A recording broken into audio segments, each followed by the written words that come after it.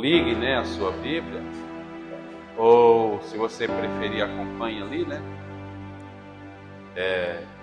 projetor como está, mas você agora possa acompanhar a leitura bíblica nessa noite. Diz assim a palavra do Senhor: enquanto isso, os discípulos insistiam com ele: mestre, come alguma coisa? Mas ele lhes disse: tenho algo para comer que vocês não conhecem.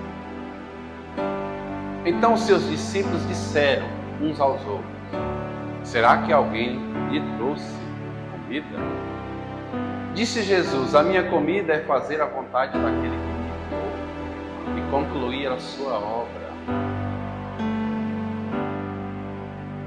Vocês não dizem: daqui a 4 meses haverá colheita?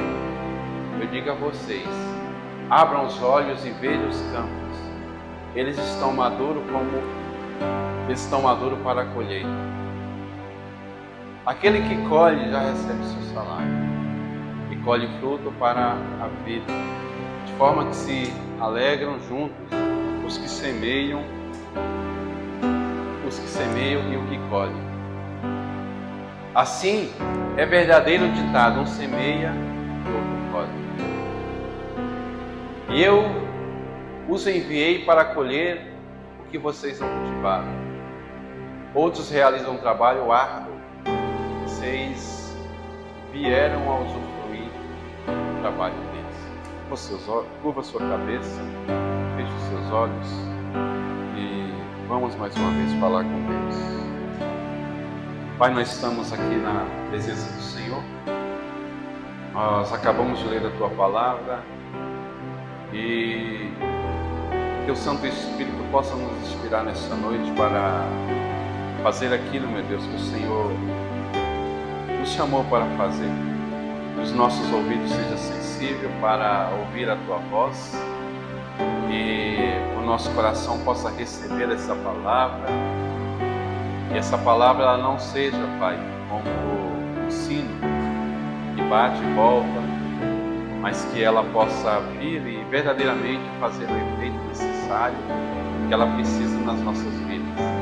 Que essa palavra possa, meu Deus, surtir o efeito necessário na vida de cada pessoa, na vida de cada homem, na vida de cada mulher, na vida dos irmãos dessa noite. Pai, em nome de Jesus, que tudo aquilo que vier tirar a nossa atenção, desde já o repreendo. Tudo aquilo que vier, meu Deus, para atrapalhar a palavra do Senhor, de fazer o efeito necessário, desde já nós repreendemos.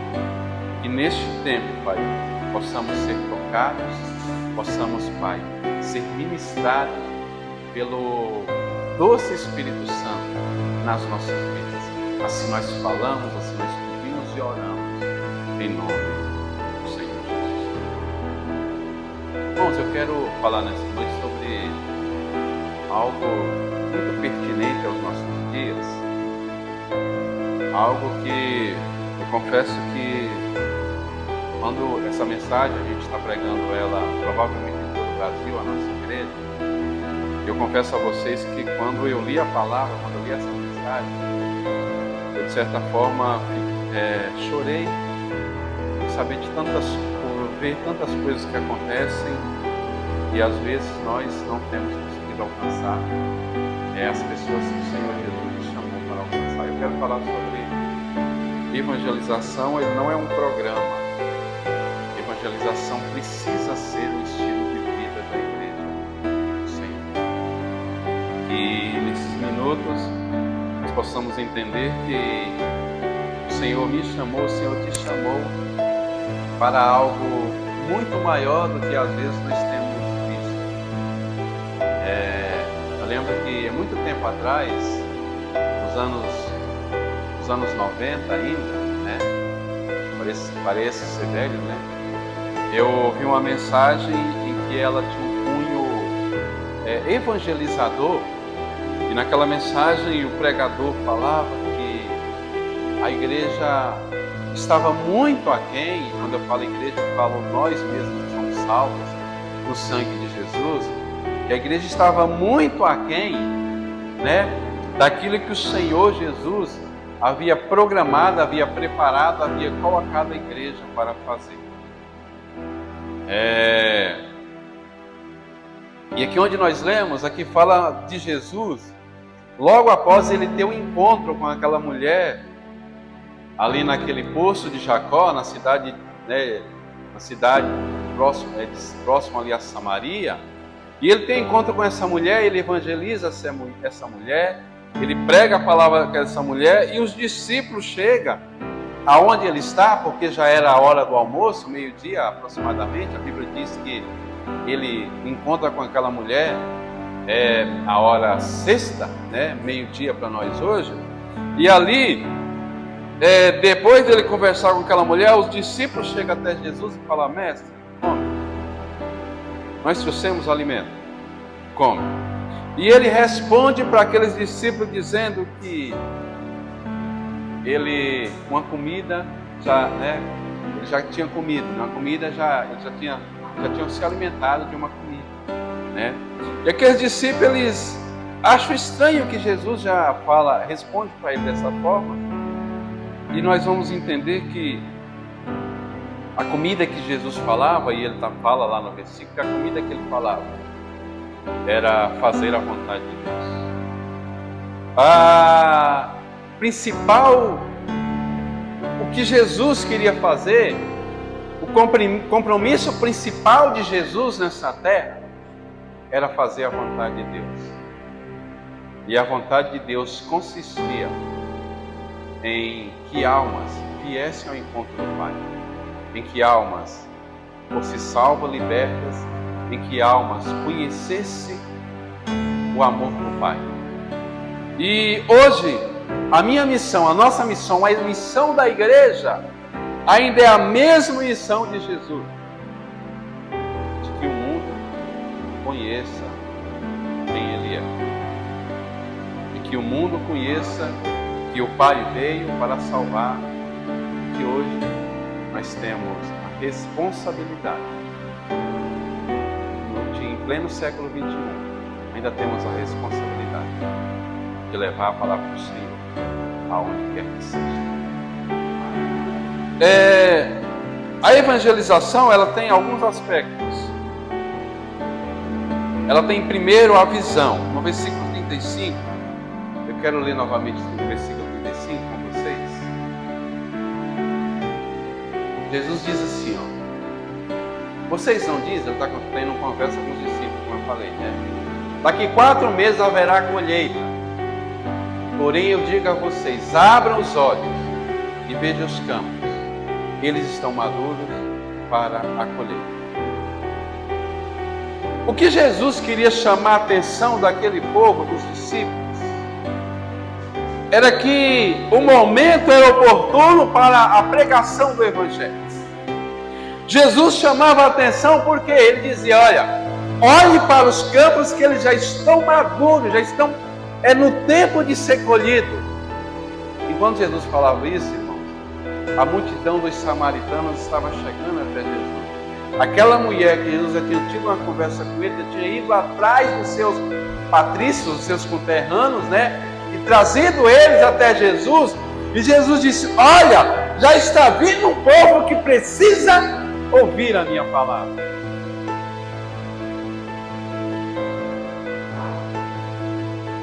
Nós temos que entender que a visão de Deus é o mundo.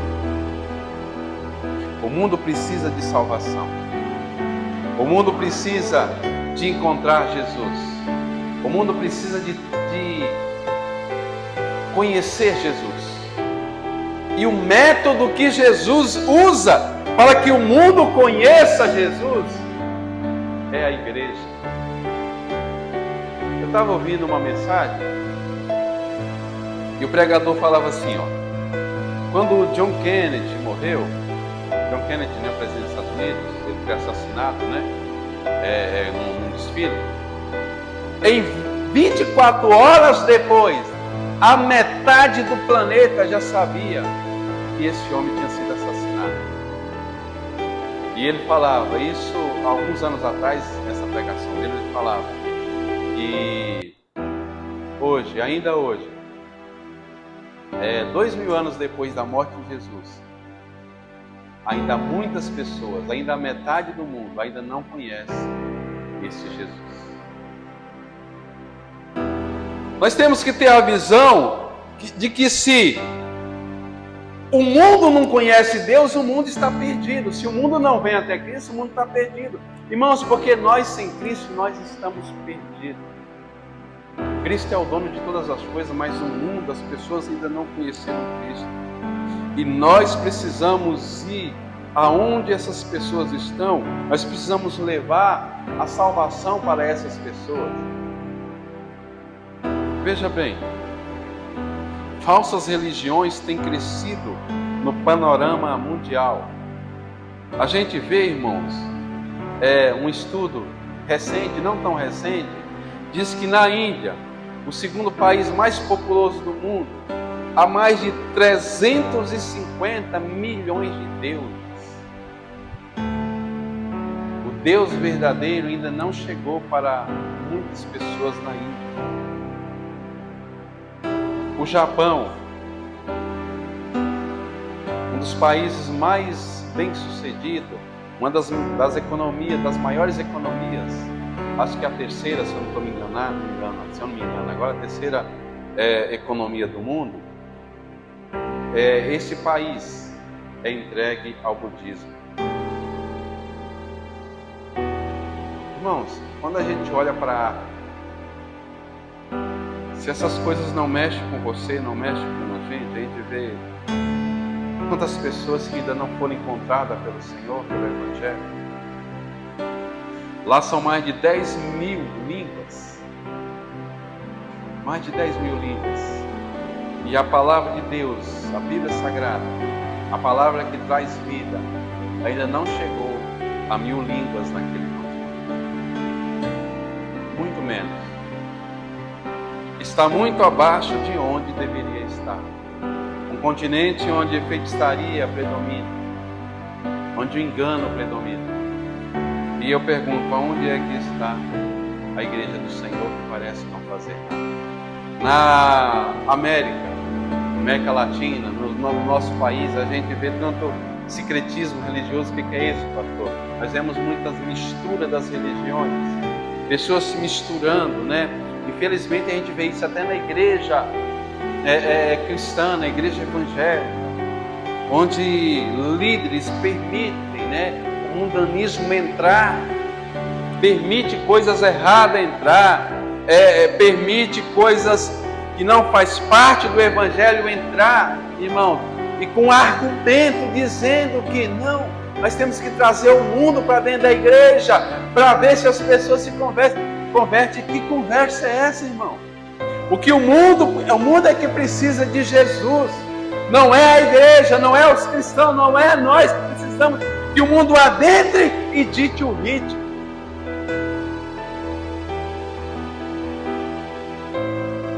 Irmãos, nos últimos 60 anos, 65, 70 anos, a religião que mais cresceu no mundo foi o islamismo. Ela cresceu em torno de 300%. Irmãos, pasmem. Uma religião que a gente sabe, né? Tantas atrocidades, tantas coisas que eles fazem, né? Mas o islamismo, ele quer por tudo, ele quer fazer que o mundo todo, né, se converta a eles. Eles adentram, né, em todos os lugares, em vários lugares, né? A gente vê que eles começou ali no Oriente Médio, entrou na Ásia, entrou na África e já entrou numa boa parte da Europa e quer continuar entrando na Europa, e hoje ainda ela tem crescido. Uma religião que nós sabemos que não traz a verdade. Nós sabemos que a verdade está em Cristo Jesus. O hinduísmo também tem crescido mais de 100%. O budismo tem crescido mais de 100% no meio da população, enquanto nós temos crescido menos de 50%. Até um tempo desse, em 1800 e alguma coisa, ou 1700 e alguma coisa, ou mesmo alguns anos atrás, não estou bem a par agora para o ano, a maior religião do mundo era o catolicismo. E hoje, a maior religião do mundo é o islamismo, e ela não para de crescer. O islamismo, ela já é a religião oficial em mais de 43 países do mundo. A gente vê, irmãos, o islamismo crescendo, avançando, querendo fazer o mundo ser totalmente islâmico. Enquanto isso, a igreja está parada. Irmão, você vai ler a história da igreja, você começa a ver sobre o evangelismo, né? Você vê que a Europa foi onde o evangelismo expandiu de tal forma, né? Inglaterra, a Escócia, País de Gales, né? e outros países. Hoje a Europa é conhecida como pós-cristianismo.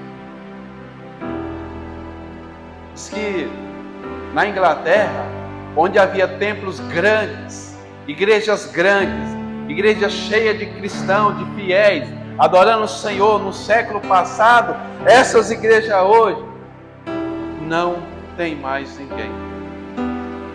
Há um estudo, né, uma pesquisa, que essa igreja hoje, né, elas foram vendidas para mesquitas, foram vendidas para pontos comerciais, foram vendidas para outras coisas. Por quê? Porque os cristãos não teve, né, essa essência de dar continuidade à pregação do Evangelho. Irmãos, se hoje eu e você não tiver essa visão de que nós estamos perdendo espaço, de que as religiões pagãs, né, estão avançando, estão ganhando adeptos, né, estão fazendo as religiões orientais, né, e tantas outras religiões da matriz africana têm crescido, têm avançado tanto, né, e nós temos parado, irmãos. Se nós não entender isso, irmão, nós vamos ficar para trás. E infelizmente eu receio, se nós não colocar em prática, né, a pregação do Evangelho, os nossos filhos, os nossos netos vão chegar a um estágio onde o Evangelho nesse lugar, onde o cristianismo nesse lugar não terá o valor que tem. Se nós não abrirmos os olhos, se nós não colocarmos, se nós não entendermos que o campo, como o Senhor Jesus Cristo disse, já está branco, já está no tempo de ser ceifado, se nós não entendermos isso, nós vamos perder espaço. E no dia que nós abrirmos os olhos, nós não vamos conseguir fazer mais nada. A tradução da Bíblia, irmãos, é para menos de 1/3 da população, das línguas. A tradução da Bíblia é para menos de 1/3 das línguas de todo o país, de todo o mundo. Irmãos, o versículo 34 vai dizer o seguinte: 34. Disse Jesus: a minha comida é fazer a vontade daquele que me enviou e concluir a sua obra. Irmãos, Jesus, ele tinha uma paixão pelas almas. O motivo, né? O que Jesus veio fazer na terra foi resgatar a alma, foi trazer as almas para perto do Senhor. Ele tinha paixão. E se nós tivermos somente a visão, como eu falei aqui agora há pouco, a visão das religiões, a visão do panorama de como está aqui, e nós não tivermos a paixão de ir atrás das almas, nós não tivermos esse sentimento que é mais forte que a morte, se nós não tivermos esse sentimento de fazer com que Jesus seja conhecido pelas pessoas, irmãos, assim como Raquel falou: dá-me filho, se não morro. A paixão precisa ser mais forte que a morte. O que falta a nós, o que falta à igreja não é informação, não é conhecimento teológico, não é Bíblia, né? O que nos falta, o que falta para a igreja do Senhor é paixão pelas almas, é queimar no nosso interior a paixão de ver aquelas pessoas que estão indo para o abismo, que estão distanciando do Senhor, que estão perdidas, que foram enganadas pelo diabo, for enganada pela mentira, se nós não tivermos a paixão de ir atrás dessas pessoas, irmão, nós estamos aqui perdendo tempo. Às vezes nós vamos em congresso, conferência, nós vamos em convenções, nós vamos em ajuntamentos, mas nós não nos comovemos pelas pessoas que estão se perdendo, pelas pessoas que estão sendo enganadas. E não precisa ir muito longe não, talvez ao seu lado tem pessoas que ainda não conhecem o Evangelho. Tem pessoas que talvez conhecem a palavra de Deus de ouvir falar, mas não conhecem a afinco quem é Jesus Cristo. Por quê? Porque você tem a palavra, você tem a verdade, você tem a vida em você, que é Jesus, e você não tem tido a paixão de anunciar a palavra do Senhor.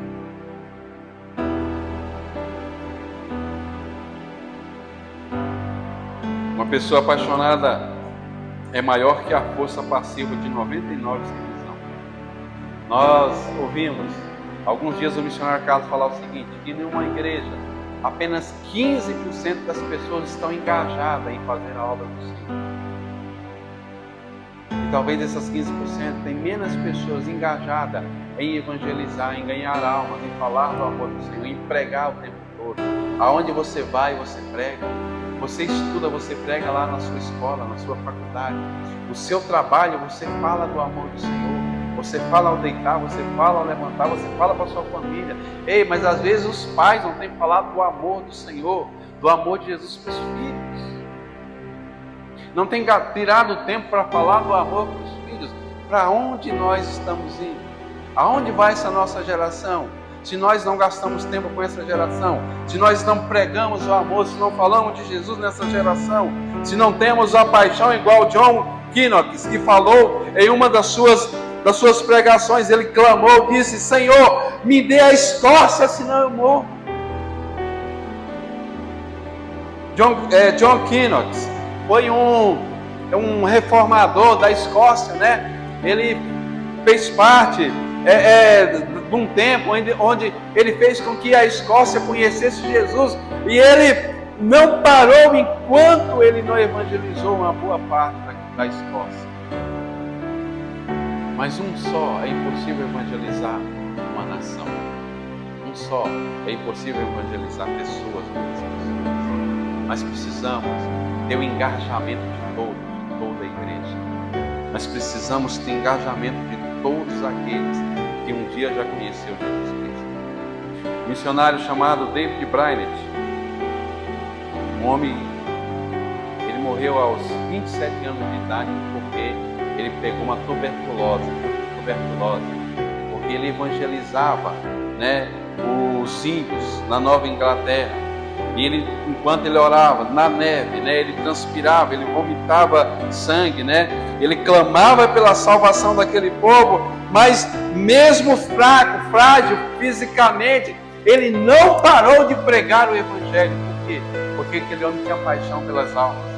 Você vai ler, né, muitos heróis da fé, tem um livro, né, de Orlando Boyd, Heróis da Fé. Você vê que ali foram 20 homens que mudou a história de onde ele estava. Por quê? Porque tinha paixão pela palavra, tinha paixão pelas almas, porque eles queriam ver as pessoas conhecerem. E às vezes, irmãos, hoje você pega uma vez, pastor, essa pessoa não quer nada comigo. Pastor, meu pai não quer nada. Pastor, minha mãe. Pastor, meu filho não quer nada. Continue pregando, continue falando, continue insistindo, continue gastando o seu tempo com ele. A Bíblia diz que vale mais uma alma salva do que todo mundo perdido. Ei, você já ganhou uma alma? Você tem gastado tempo em evangelizar, sabe? Mas o nosso problema é que nós gastamos tempo com tudo. Às vezes até fazemos o que é errado, juntamos para falar o que não deve, né? Para apoiar o que não deve, né? Depois de amanhã é uma data que deveria ser riscada do nosso meio, é uma data aí para o Halloween, né? E às vezes, irmãos, pasmem, filhos de cristãos estão indo para essa festa pagã.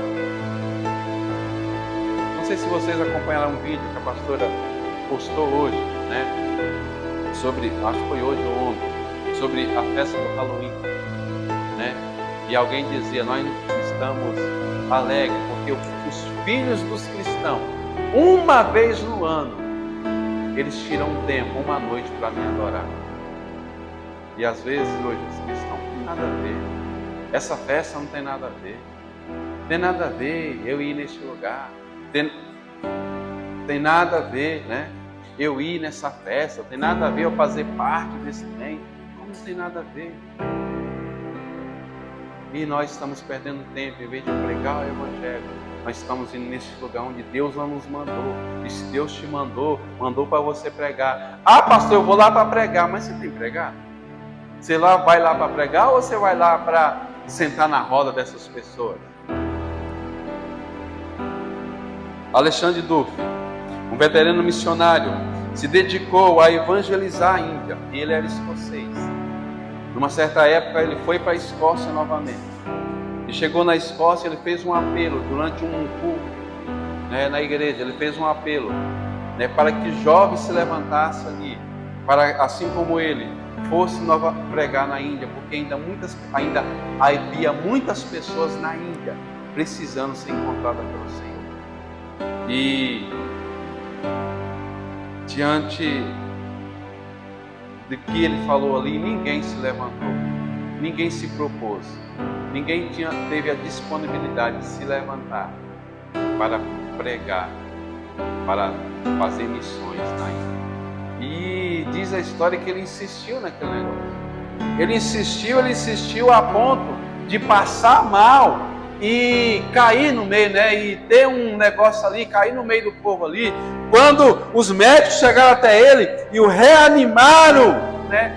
Ele se levantou e exclamou: olha, se fosse a rainha Vitória da Escócia que estivesse chamando vocês para fazer parte do exército dela, para fazer parte do governo dela, se ela estivesse aqui e chamasse vocês para fazer parte de alguma coisa lá do governo, tantos de vocês iriam.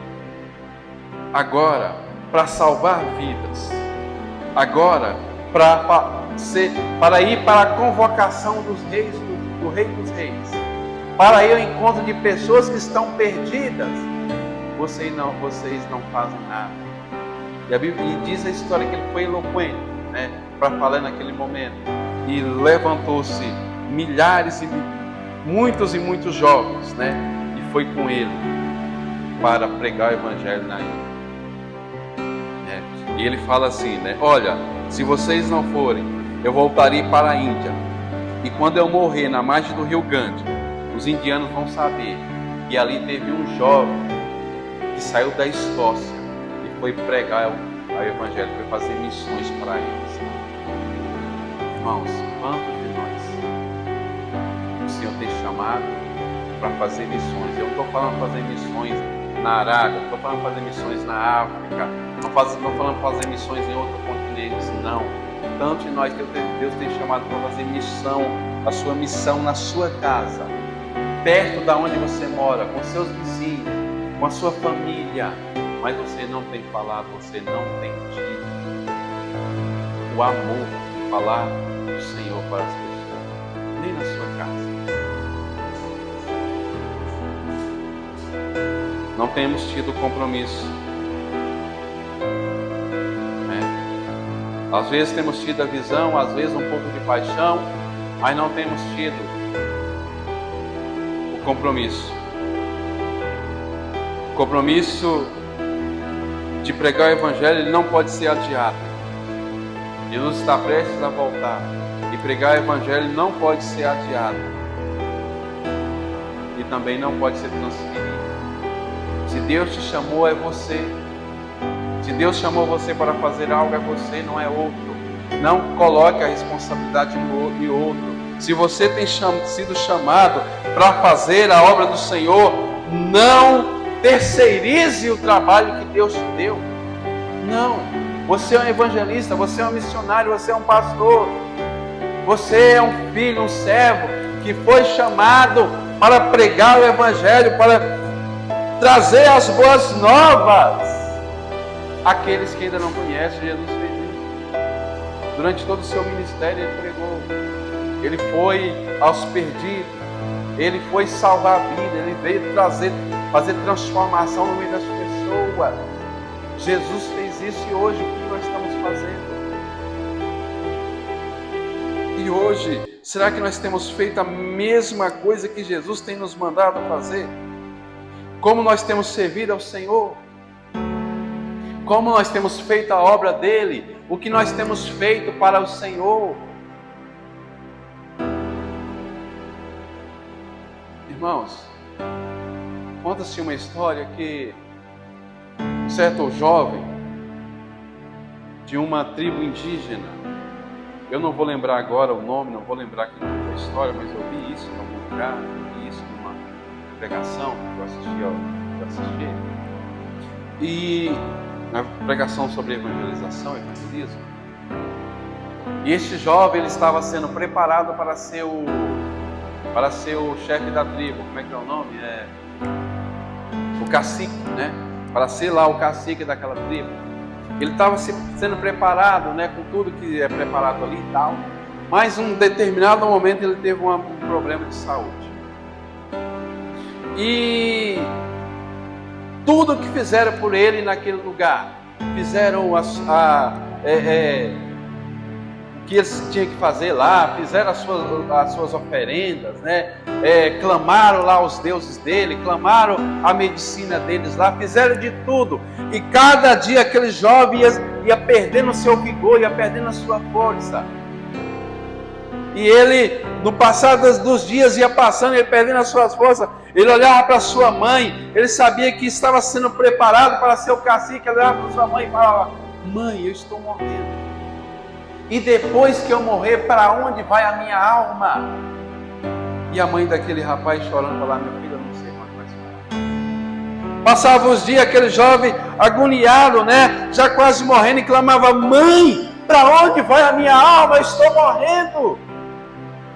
Meu filho, eu não sei para onde vai a sua alma. E percorreu muito tempo, até que um dia aquele jovem, já nos últimos momentos da sua vida, ele clama: mãe, eu vou morrer, para onde vai a minha alma? E aquela mãe desesperada só chorava: filha, não sei. Eu não tenho essa resposta. Algum tempo depois, diz a história que um missionário entra naquela aldeia para pregar a palavra do Senhor. E quando ele prega aquela palavra, as pessoas começam a se converter. E uma mãe chorosa sai de dentro da sua casa e olha para aquele missionário e fala: o Senhor demorou. Por que o Senhor não veio há algum tempo atrás? O meu filho morreu algum tempo atrás chorando, clamando pela verdade que o Senhor tem hoje, pela verdade que o Senhor está pregando aqui no nosso meio. Por que o Senhor não chegou há algum tempo? Irmãos, o meu receio é que tem pessoas aí clamando, chorando: para onde vai minha alma?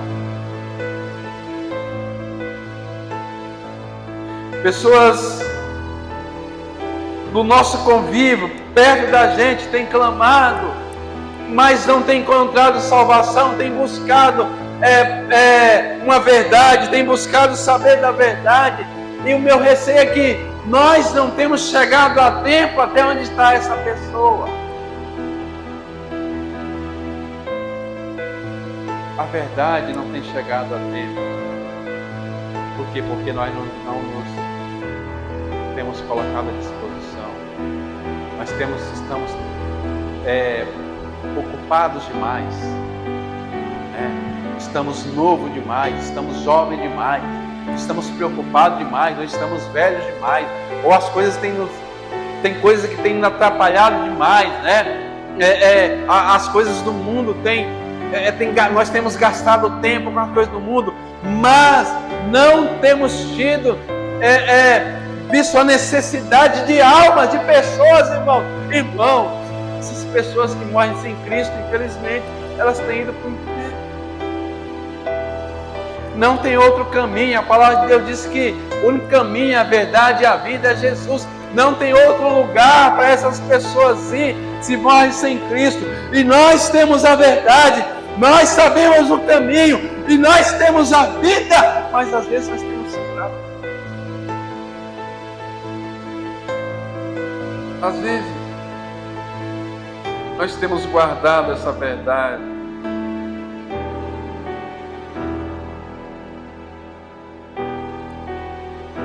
O Instituto Moody disse que apenas 5% dos crentes, irmãos, 5% dos crentes têm levado as pessoas até Jesus. 5%. Você já imaginou, nós na comunidade, aqui, 5% de nós somente, trazer outras pessoas para Cristo? Cadê os 95%? Ah, pastor, eu não tenho tempo. Jesus te dá 24 horas, sim ou não?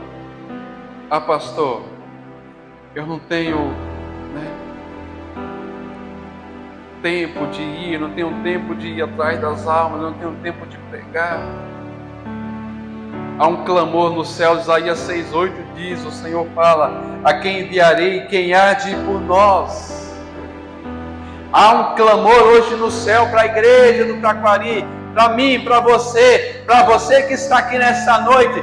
Ei, Jesus está falando, é você que eu vou enviar. Você tem falado igual a Isaías, eis-me aqui, ou você tem escondido diante dos problemas, diante das coisas que acontecem, diante da sua vida? Você tem escondido ou você tem falado, eis-me aqui, Senhor?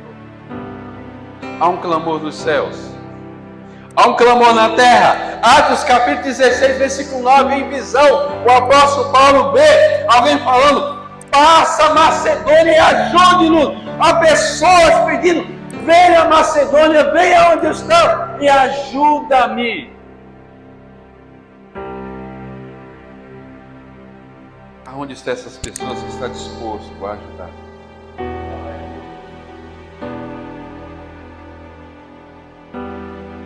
E o pior clamor de todos é o clamor que nós não tem como fazer mais nada.